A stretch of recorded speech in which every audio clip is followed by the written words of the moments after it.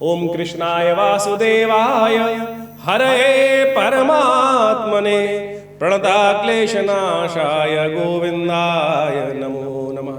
सच्चिदानंद रूपाय विष्णुत्पत्त्यादिहेतवे तापत्रय विनाशाय गोविंदाय नमो नमः। नमस्कार, स्वागत है आपका आचार्य वाणी में। मैं आचार्य डॉक्टर विक्रमादित्य आपके साथ हूँ। आज का विषय हमारा जो है कि मेष राशि वालों के लिए 7 अप्रैल का दिन विशेष तौर पर त्रयोदशी तिथि उदया तिथि है, रविवार का अवसर है और मासिक शिवरात्रि का सुंदर योग लेके आई है त्रयोदशी।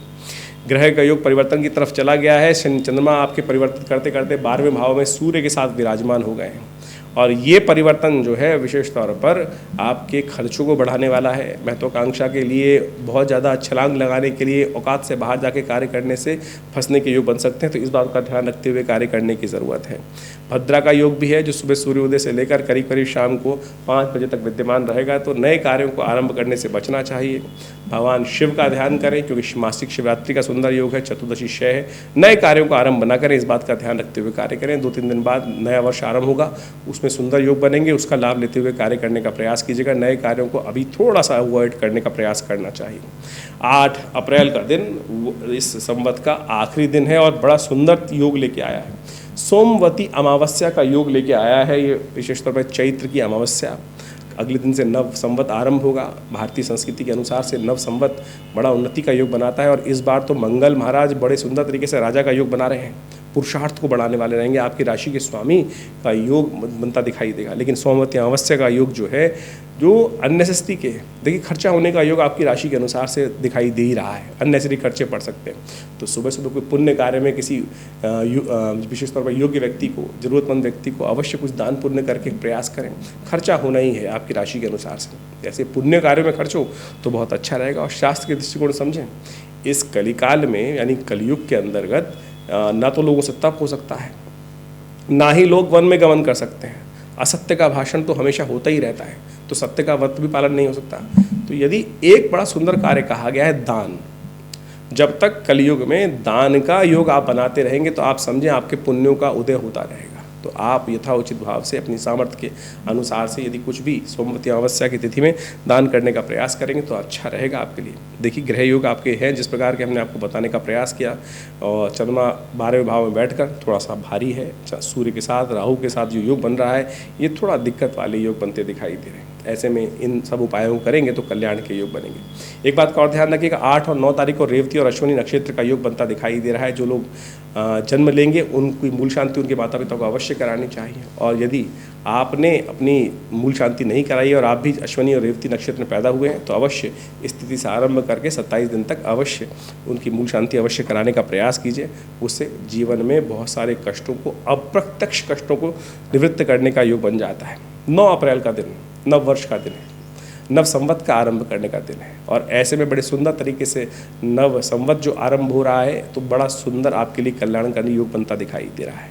और ऐसे में नवरात्र का शुभारंभ भी होगा कलश स्थापना के साथ। सुबह करीब करीब 7:30 के बाद कलश स्थापन करने का प्रयास करें। मेष में चंद्रमा प्रवेश कर लेंगे और आपके अंदर नव शक्ति का संचार करेंगे। बृहस्पति के साथ चंद्रमा का योग लग्न में आपकी राशि के अनुसार से बड़ा सुंदर योग बनाता दिखाई दे रहा है, उन्नति का योग बनाता दिखाई दे रहा है। ऐसे में भगवान का स्तवन लगातार करते हुए आगे बढ़ने का प्रयास करना चाहिए। माँ भगवती दुर्गा इस बार घोड़े पर स्थापित होकर आ रही हैं, घोड़े पे आरूढ़ होकर आ रही हैं और ये आपके जीवन में तरक्की की सूचना लेके आ रही हैं।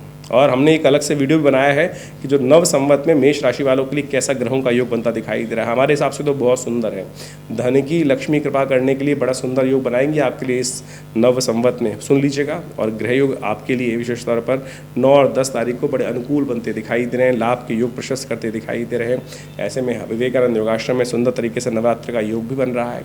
नवरात्र के अवसर पर सुंदर तरीके से महालक्ष्मी का सुंदर यज्ञ रखा गया है, माँ भगवती दुर्गा का। आप भी उसमें सम्मिलित हो सकते हैं, अपने नाम से यज्ञ में बैठ सकते हैं। उसके लिए स्थान आरक्षित करने के लिए सुंदर तरीके से व्यवस्था का जान लीजिए। फ़ोन नंबर्स आश्रम में दिए गए हैं, अभी हम बताएंगे भी इसके बारे में।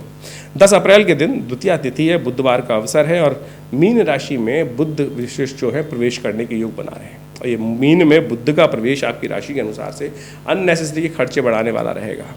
अननेसेसरी के चीज़ आप पर थोड़ी थोपी जा सकती हैं और हो सकता है कि आपके ग्रह योग ऐसा बन सकते हैं कि आप अपने लाभ से वंचित हो जाएं। तो पहले से तैयारी कीजिए, ये स्थितियां आपके हाथ से ना निकलें। बुद्ध का उपाय करना बहुत ज़रूरी है। बुधवार के दिन गणेश का स्तवन करें, साथ साथ हो सके तो गौ पूजन करें। कुछ खास जन्मपत्री अपनी विशेष तौर पर दिखाकर एनालाइज करके बहुत सारी चीज़ों को समझने का आपको प्रयास करना चाहिए, क्योंकि ये सब ग्रहों का परिवर्तन जो होता है क्या कुछ आपकी राशि के अनुसार से बताएगा तो वो जो गोचर के दृष्टिकोण से हम समझ सकते हैं, लेकिन ओवरऑल तरीके से बहुत सारी चीज़ों को एनालाइज करने की ज़रूरत होती है। तो उन सब चीज़ों को एनालाइज कर फिर आप अच्छे से समझें तो आपके जीवन में कष्टों को दूर करने का सुंदर योग बन सकता है। ये तो गोचर का प्रभाव है ग्रहों के। इसके अलावा भी आपकी राशि के अनुसार से कौन से ग्रह आपके जन्मपत्री के अनुसार से कहाँ बैठे हैं उसका अच्छे से विचार विमर्श कर आप अनेक कष्टों को दूर करने के योग बना सकते हैं। नवरात्र चल रहे हैं और हमने विवेकानंद योगाश्रम में इस नवरात्र में बड़ा सुंदर यज्ञ रखा है हर बार की तरह। माँ भगवती दुर्गा के सानिध्य में जो भगवती का श्री विग्रह 1947 में मुल्तान से आया, 500 साल पुराना भगवती का श्री विग्रह आदिकाल से सबसे श्रेष्ठ ऐसा मनोकामना सिद्धि का सुंदर योग बनता है। और विवेकानंद योगाश्रम में हर वर्ष चारों नवरात्रों में, 2 गुप्त नवरात्रों में और चैत्र और आश्विन नवरात्रों में सुंदर तरीके से भगवती का प्रसन्न करने के लिए सहस्त्र चंडी महायज्ञ का सुंदर आयोजन किया जाता है, जिसके अंदर 1000 दुर्गा जी के पाठ यज्ञ करने का सुंदर व्यवस्था होती है। आप भी इसमें सम्मिलित हो सकते हैं। माँ भगवती का श्री विग्रह जिनका आप दर्शन कर रहे हैं, ये साक्षात चमत्कारी है।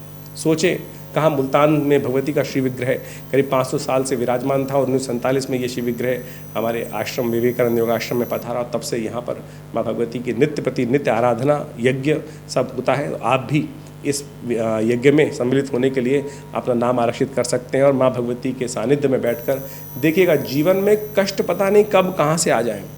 और यदि हम भगवान की भक्ति करते हैं ना, तो वो कष्ट कैसे सूली का विशेष तौर पर कांटा बन के रह जाता है। तो इसके लिए हमें कोशिश ये करनी चाहिए, किसी न ये न किन प्रकार ने भगवान भगवती का नाम स्तवन अवश्य करने का प्रयास करना चाहिए। इस क्षेत्र में हमने बहुत सारे विवेकानंद योगाश्रम कार्य कर ही रहा है। करीब करीब पिछले 40-50 सालों से विवेकानंद योगाश्रम स्वास्थ्य के दृष्टिकोण से बहुत विशेष काम करता है। हॉस्पिटल बनाया गया है योग प्राकृतिक चिकित्सा आयुर्वेद का, भारत सरकार के पैनल पर भी है। आप सब लोग इन समस्त विवेकानंद योगाश्रम में जो कार्य चल रहे हैं उसमें आश्रम में आकर बहुत सारी सुविधाएं ले सकती है। समय समय पर विशेष यज्ञ चलते हैं, जैसे नवरात्र का यज्ञ इन दिनों चल रहा है, तो वो 9 दिन तक चलेगा। 17 तारीख को उसकी पूर्णाहुति का कार्यक्रम रहेगा। तो आप भी इस यज्ञ में पधारें। और जन्मपत्री का विचार विमर्श करने के लिए भी सुंदर व्यवस्था आश्रम में बनी हुई है। जिन लोगों को अपने जन्मपत्री का विचार विमर्श करना है वो नीचे दिए फ़ोन नंबर्स पर संपर्क साधकर आश्रम पर आ सकते हैं। धन्यवाद, नमस्कार।